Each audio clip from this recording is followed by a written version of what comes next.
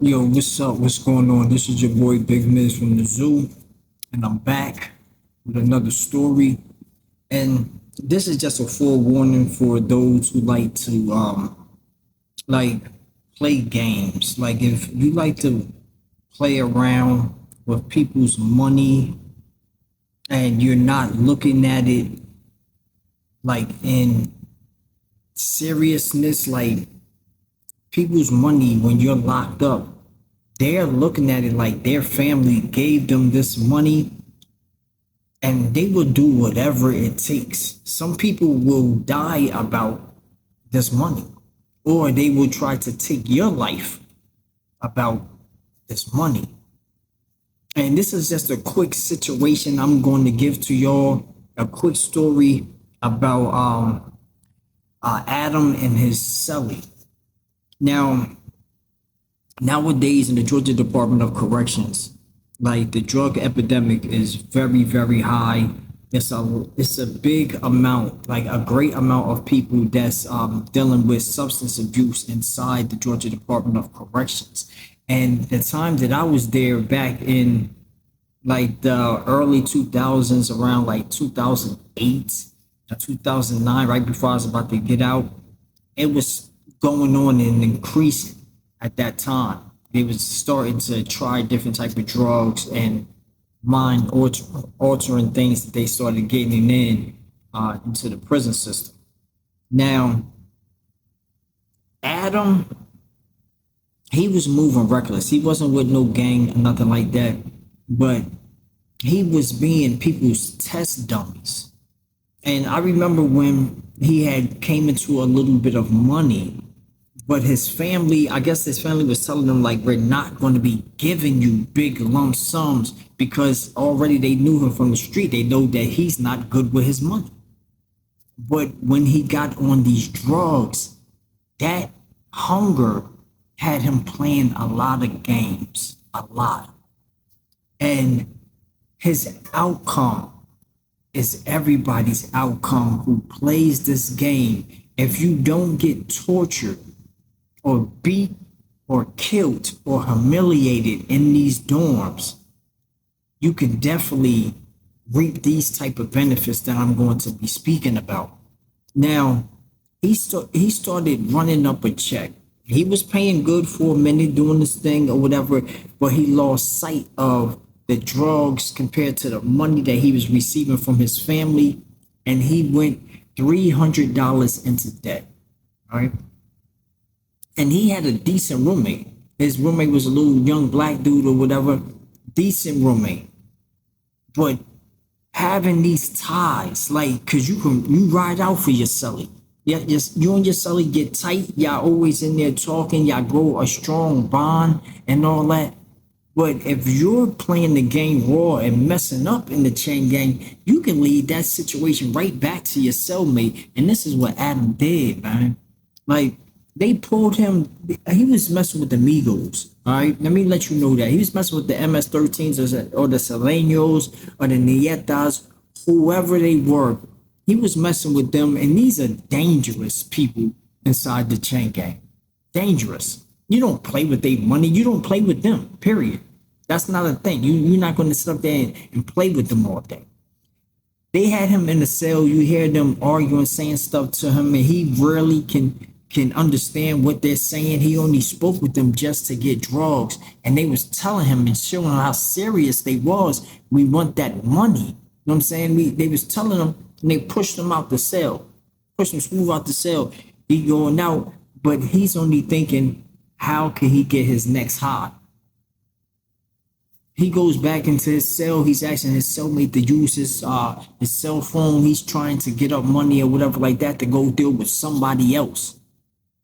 And once he got the little money, he went straight down to do another gang member, a Crip, made the deal with him, paid him like $400. And the Migos saw him coming out of the cell. They know that they sell drugs and stuff like that because sometimes they go into packs together. And the Migos went into that Crip cell and they talked to him. They flushed back out the cell. But when they went into their cell, the head dude that was over them inside the dorm, like he told them like he's about to send four amigos at him, and he said he owes $300. I'm not gonna play with him. We're not gonna wait for him to pay or nothing. This is for everybody else that wants to play games. They're going to see this $300. We need three of his teeth, knock three of his front teeth out of his mouth, and keep beating him and put bruises all over him. Break three of his ribs, break three of his toes, break three of his fingers, but make sure you knock the front three teeth out of his mouth. So anytime he talks, he'll have no teeth right there. And he demanded them to do that.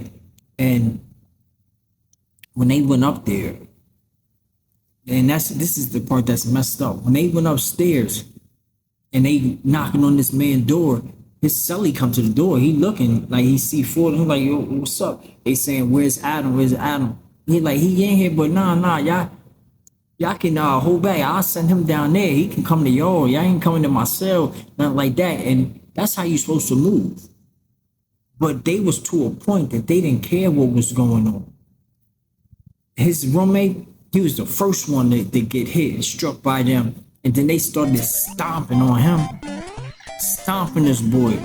Crazy. Like, he was the first one to get beat on. And old boy's at the back of the cell looking at the whole thing. And he's getting scared, telling them, no, because they jumping on his cellie. And then he comes and follows them out the cell. They bring him downstairs in the corner. And they started beating, bro. They started beating Adam. Like, and he was yelling and everything, like screaming like a woman back there.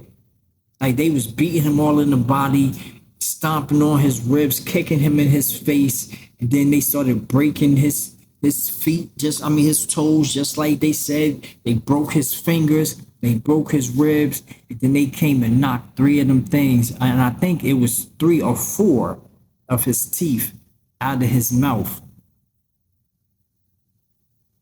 And this is a lesson. When this type of stuff happens, people just watch. And then they laugh at the situation because it ain't them. But Adam, he wasn't coming back home just how he came in. He got too wrapped up in the drug world, in the drug game, and he lost sight of himself and the reason why he was even in the chain gang. It was to do time, not to be a drug tester. Not to fall so deep into owing people where you're getting hurt so bad that you have to take this hospital ride. And now you got to get a whole dental plan going on once you hit the streets because they done knocked all your fronts out.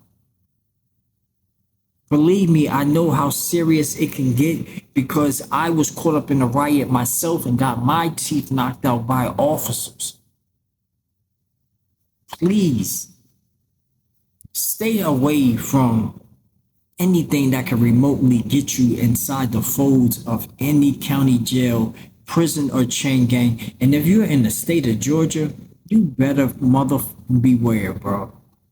Because you take that ride on that Bluebird down to the chain gang,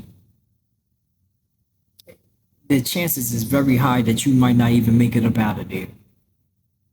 And I'm going to keep on telling y'all and keep on promoting it and keep on bringing forth this awareness because that's one of the biggest mistakes that you can make nowadays is you get yourself in trouble and find yourself in somebody's county jail, prison, or chain gang. You can get 3 of your toes broke, 3 of your ribs broke, 3 of your fingers broke, and 3 of your teeth knocked out your face. That sound about right? Yeah, that's what I thought. It's your boy Big Miz from the zoo. I'm gone.